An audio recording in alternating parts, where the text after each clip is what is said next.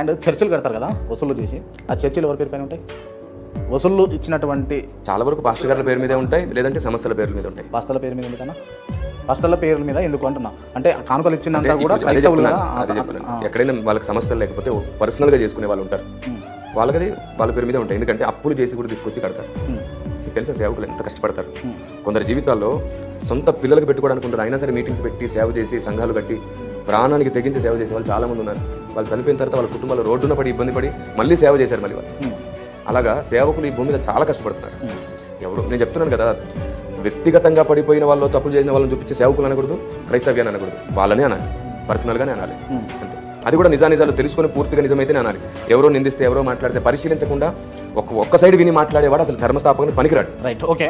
ఇప్పుడు క్రైస్తవం ఈ మాట మీరు క్లియర్గా వినిపిస్తారు కదా సమాజానికి, ఎందుకంటే ఇలాంటి స్టేట్మెంట్స్ కావాలి. ఒక్క సైడ్ విని ఒక్క సైడే మాట్లాడి ఒక్క సైడే ఆలోచించి ఎవరైతే